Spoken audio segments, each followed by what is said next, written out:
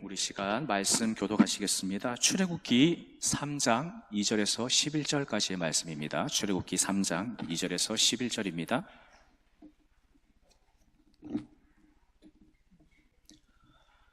한 절씩 교독하신 이후에 마지막 절은 합독하여 올려드리시겠습니다. 3장 2절.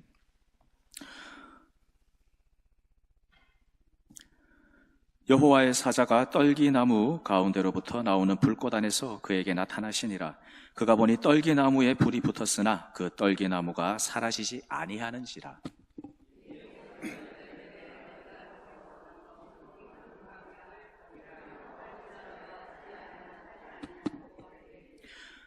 여호와께서 그가 보려고 돌이켜 오는 것을 보신지라. 하나님이 떨기나무 가운데에서 그를 불러 이르시되 모세야 모세야 하시매 그가 이르되 내가 여기 있나이다.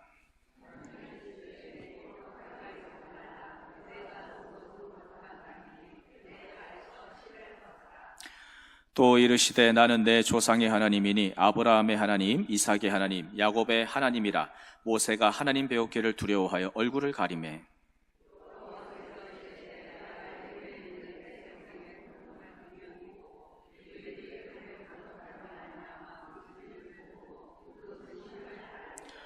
내가 내려가서 그들을 애굽인의 손에서 건져내고 그들을 그 땅에서 인도하여 아름답고 광대한 땅, 젖과 꿀이 흐르는 땅, 곧 가나안 족속, 헷 족속, 아모리 족속, 브리스 족속, 히위 족속, 여부스 족속의 지방에 데려가려 하노라.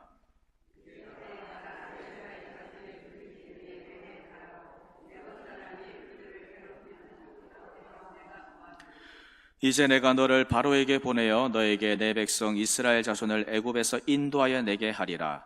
모세가 하나님께 아뢰되 내가 누구에게 바로에게 가며 이스라엘 자손을 애굽에서 인도하여 내리이까. 아멘. 잠시 기도하시겠습니다.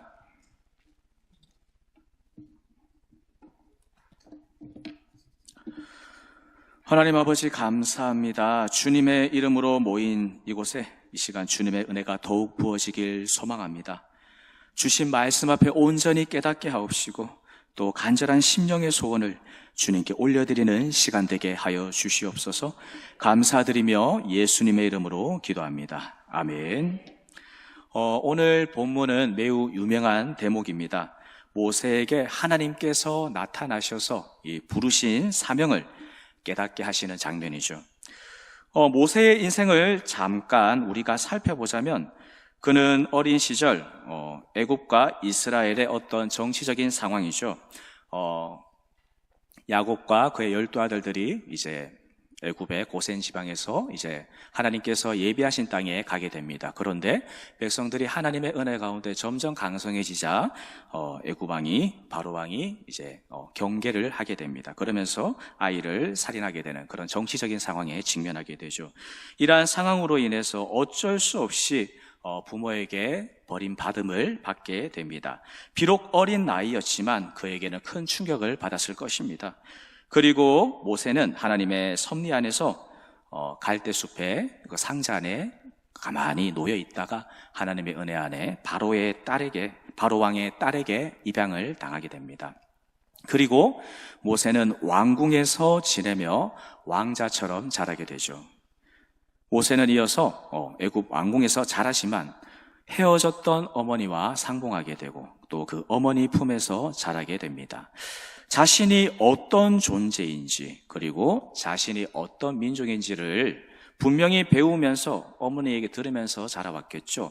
그렇게 살아왔겠지만 그리고 여호와 하나님이 어떤 분이신지를 자신의 어머니에게 배우면서 들어왔겠지만 여전히 그는 정체성의 혼란 가운데서 성장하고 있는 것을 보게 됩니다. 이런 모세의 문제가 가장 극명하게 나타나는 대목이 이 공사장에서 자신의 동포를 괴롭히는 감독관을 때려 죽인 사건입니다. 그는 자신의 동포를 구하려고 일을 벌였지만 오히려 동포들에게 비난을 당하고 그 상황을 회피하기 위해 광야로 도망갑니다. 이때 바로 왕이 이 사건을 구실로 삼아서 자신을 죽이려 했다는 앞장의 서술은 모세가 당시 애굽의 그런 정치적인 상황에서 항상 위험 가운데 노출되어 있었음을 암시해 주고 있습니다. 확고한 정치적인 기반이 약했다고 볼 수 있습니다. 그리고 모세는 도망 이후에 수십 년의 시간이 흐릅니다. 그의 나이는 80세가 됩니다. 그동안 모세는 인생에 아무런 희망과 소망도 없었던 그런 허탈한 시간을 보냈을 것입니다. 그리고 80세라는 나이는 깊은 후회 속에서 자신의 인생을 정리해야 될 때입니다. 과거 애굽에서의 영광을 기억하기에는 모세 자신이 처한 상황이 너무나 비참한 상황입니다. 그리고 여전히 자신의 풀리지 않는 정체성의 의문과 혼란, 갈등을 가지고 있었습니다. 그리고 그때에, 이 하나님의 때에 하나님께서 모세에게 떨기나무에서 현현하십니다. 그리고 모세를 부르시죠. 애굽에서 도망치고 수십 년의 시간이 흐른 후에 하나님께서 그에게 나타나신 것입니다. 여러분, 우리가 하나님을 간절히 찾을 때 하나님께서는 반드시 만나주시는 분이심을 믿으시길 소망합니다. 히브리서 11장 6절 말씀인데요. 우리 화면 보시고 같이 읽겠습니다. 같이 읽습니다. 믿음이 없이는 하나님을 기쁘시게 하지 못하나니 하나님께 나아가는 자는 반드시 그가 계신 것과 또한 그가 자기를 찾는 자들에게 상 주시는 이심을 믿어야 할지니라. 아멘. 하나님께서는요, 금방 읽은 말씀에서 뭐라 나오나요? 자신을 찾는 자에게 자신을 드러내시고 그뿐 아니라 보너스로 상까지도 주시는 분이 우리가 믿는 하나님이시다는 겁니다. 얼마나 감사한 분이십니까? 이런 분을 모세는 만났습니다. 우리도 간절히 하나님을 찾고 문을 두드리시길 축복합니다. 왜냐하면 두드리면 열릴 것이라고 우리 주님께서 직접 말씀하셨기 때문입니다. 그래서 이 신앙생활에서 수동성이 참으로 악한 것임을 우리가 깨달아야 될 줄 믿습니다. 예수님의 그 달란트 비유에서 두 종들은 능동적으로 주인이 남겨준 달란트를 가지고 열심히 자기 스스로 분투해서 다시 달란트를 남깁니다. 하지만 수동적이고 게으른 종은 어떤가요? 가만히 있다가 주인이 준 달란트를 가만히 땅속에 파묻어 두다가 자기의 관점에서 주인을 판단한 그런 교만의 죄를 짓고 결국은 꾸지람을 당하고 어두운 데로 쫓겨나가게 됩니다. 그만큼 이 신앙생활에서 수동성이라는 것은 매우 악하다는 것입니다. 가만히 손만 내밀고 하나님이 축복해 주시겠지 하고 기다리고 있으면 아무 일도 일어나지 않습니다. 하지만 열심히 치열하게 내가 처한 상황에서 하나님을 찾고 또 자신이 처한 상황에서도 주님의 도우심을 간구하며 충실히 행할 때 하나님께서는 우리가 생각하는 범주를 넘어선 영역에서 역사하시고 축복해 주시는 분이십니다. 우리가 이런 하나님을 경험하기를 간절히 주님의 이름으로 축복합니다. 내가 믿음대로 말씀대로 살기 위해 분투할 때, 이 구별된 자녀로서의 정체성으로 살기 위해 발버둥을 치게 될 때 하나님께서는 그런 자녀를 그냥 보고 있지 않으신다는 겁니다. 다시 본문입니다. 본문 5절에 보면요, 모세 앞에 현현하신 하나님께서 모세가 가까이 다가오자 이렇게 말씀하십니다. 신을 벗으라고 말씀하십니다. 이 말의 뜻은 하나님이 계신 곳은 거룩한 곳이다는 말씀입니다. 하나님은 어떤 곳이든 나타나실 수 있으신 분이십니다. 그러나 하나님은 어떤 장소에 묶이시는 분이 아니시다는 말입니다. 하나님이 계신 곳이 거룩한 곳이고 또 하나님께서 우리를 부르실 때에 그리고 주의 영이 거한 우리는 항상 거룩으로 무장되어 있어야 됩니다. 세상의 신을 벗고 정결하게 주님을 만나기 위해 준비되어 있어야 된다는 것이죠.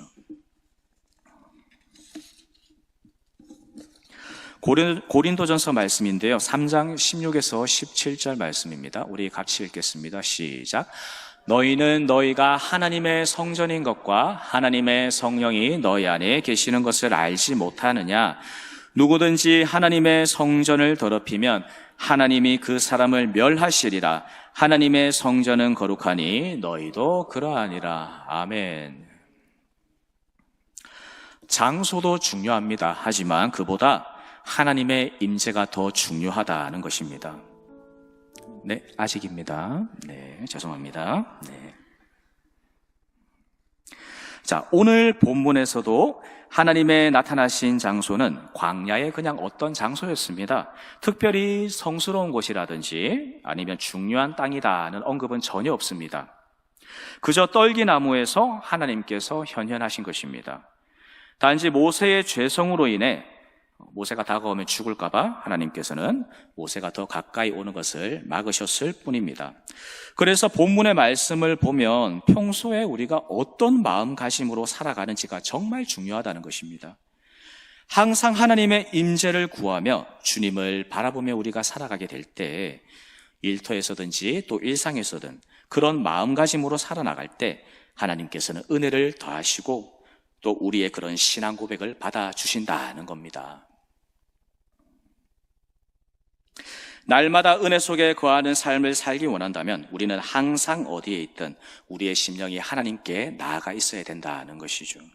왜냐하면 우리 속에 하나님의 영이 계시고 또 우리가 성전, 하나님께서 대제사장을 만나주시는 지성소이기 때문에 그렇습니다.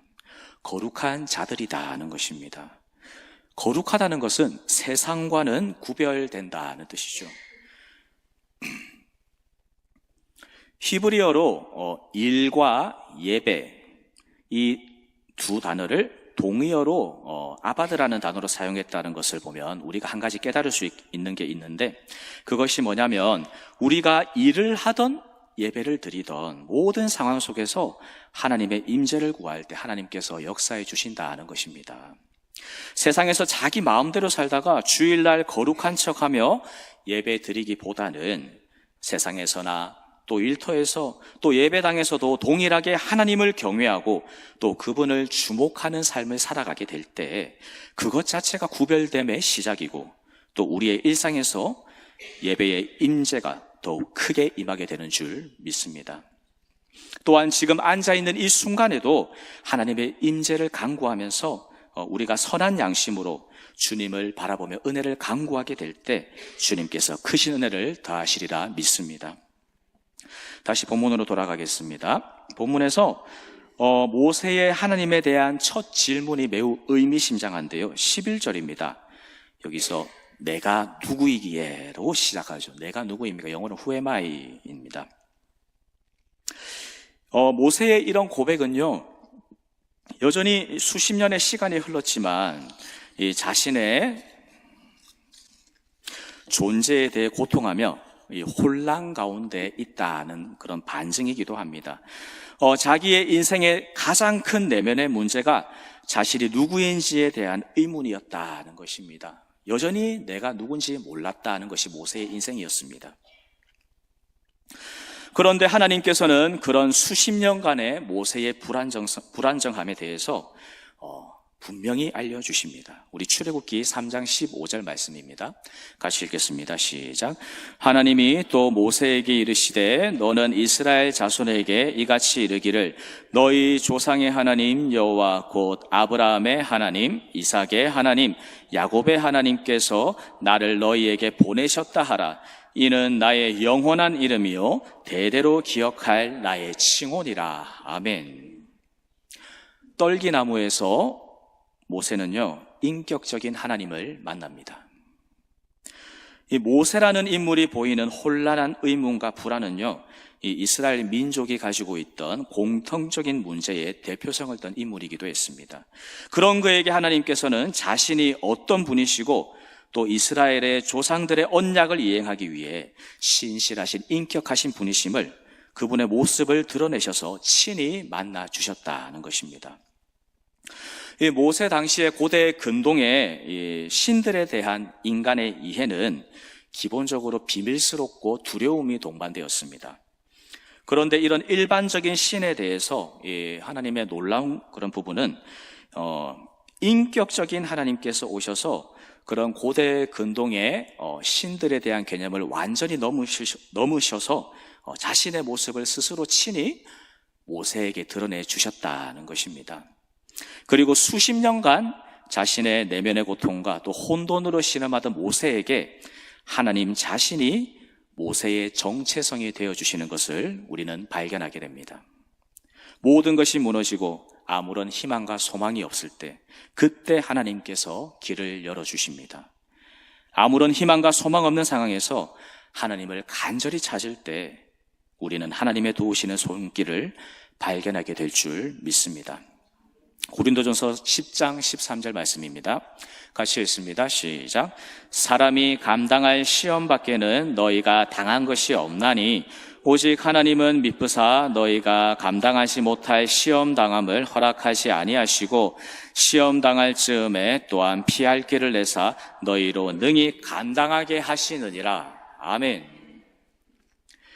우리는 과거의 환경과 상황 그리고 수많은 관계에서 많은 상처와 또 트라우마로 인해 대한 경험을 다들 갖고 있습니다. 세상 그 누구도 상처 없이 자란 사람은 없습니다.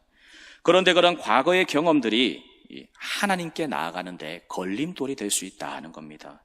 본문의 모세를 보면요, 그는 하나님께서 이스라엘을 풀어주시기 위해서 보낼 것이라고 했을 때 주저하는 장면을 볼 수 있게 되는데요.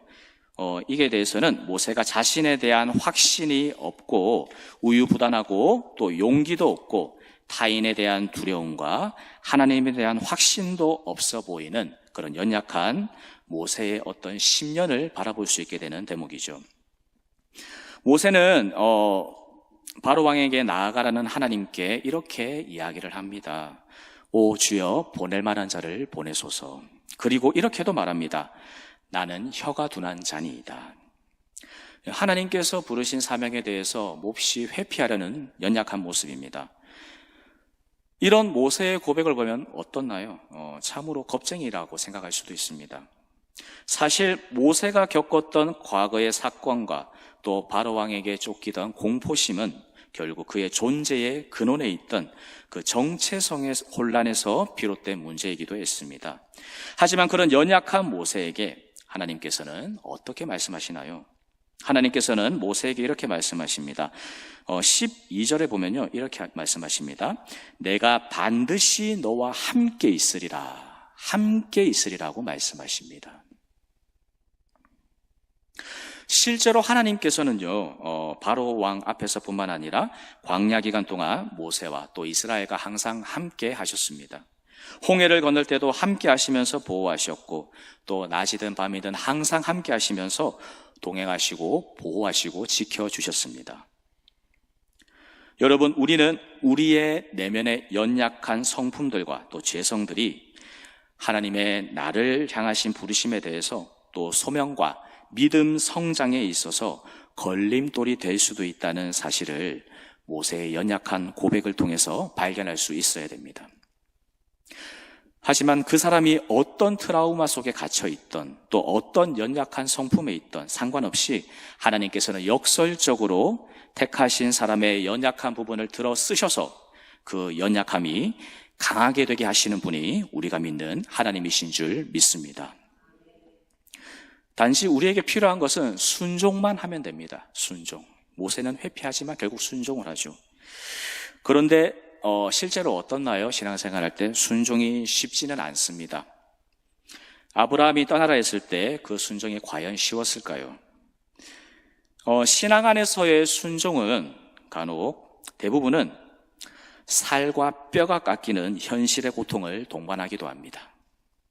인간적인 관점에서 보면 하나님께서 순종하라 하셨을 때 실패할 것이 뻔해 보이고 또 손해볼 것이 뻔해 보이고 죽을 것이 뻔해 보이는 것에도 하나님께서 순종하라 하셨을 때 순종할 수 있어야 되는 것입니다. 그런데 왜 이런 순종을 원하실까요? 왜 고통스러운 순종을 원하실까? 그만큼 우리의 인식을 넘어서는 하나님의 은혜의 손길을 우리에게 보여주시기 위해서입니다. 그리고 그런 순종을 통해 역사하시는 하나님을 경험하며 우리는 나와 함께 하시는, 반드시 나와 함께 하시는 하나님에 대한 믿음이 자라고 성숙해지게 되는 줄 믿습니다.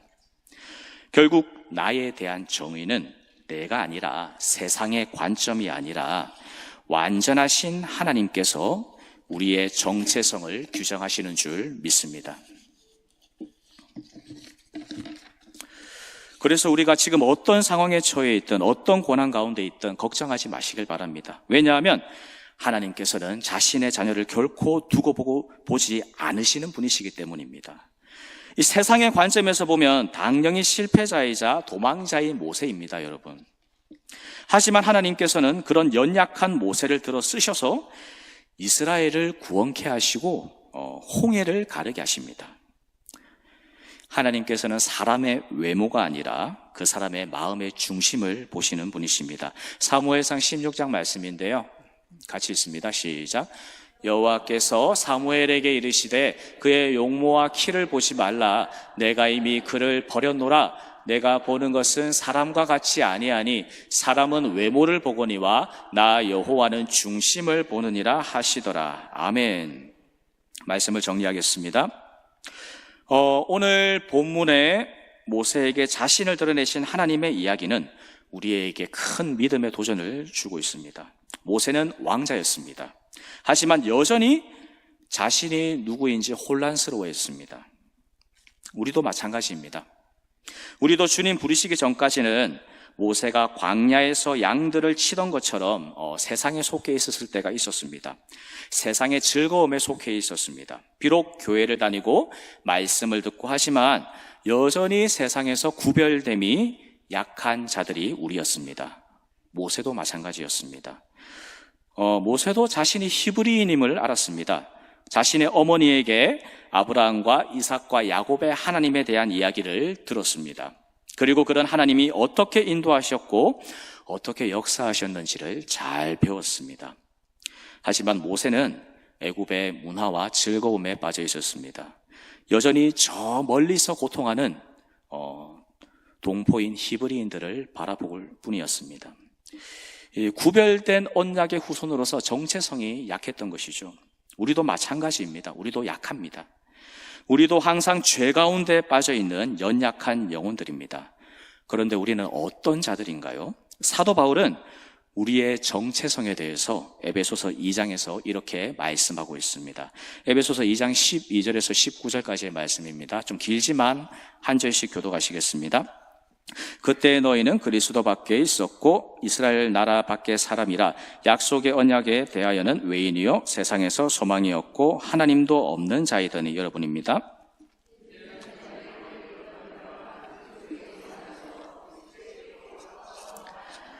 그는 우리의 화평이신지라 둘로 하나를 만드사 원수된 것 곧 중간에 막힌 담을 자기 육체로 하시고.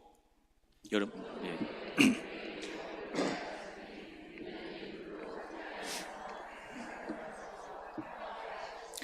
또 십자가로 이 둘을 한 몸으로 하나님과 화목하게 하려 하심이라. 원수된 것을 십자가로 소멸하시고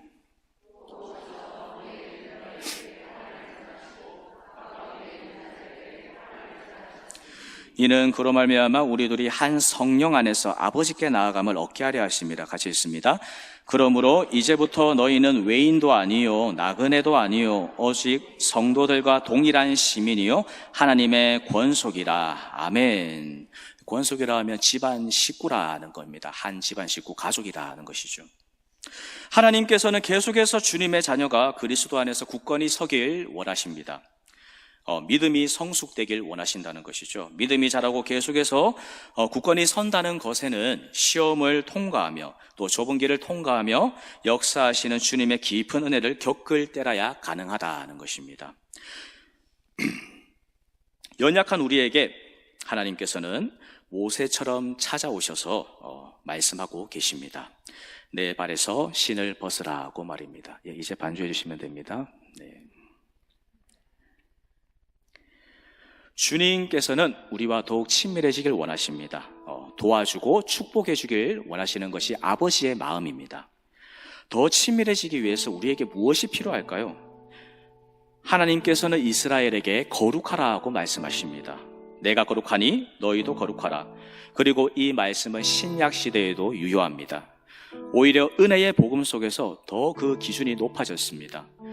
마음속으로 죄를 지어도 주님께서는 실제로 죄를 짓는 것이라고 말씀하셨죠. 우리는 하나님의 영이 운행하는 성전인 줄 믿습니다. 이 삶의 문제와 방향성에 있어서 주님께서는 계속해서 우리가 거룩해지길 원하십니다. 그리고 죄를 미워하시길 원하십니다. 더 분명한 경계선을 세우고 믿는 자로서, 그리고 하나님의 영이 거한 자로서 구별되게 살아가라고 말입니다.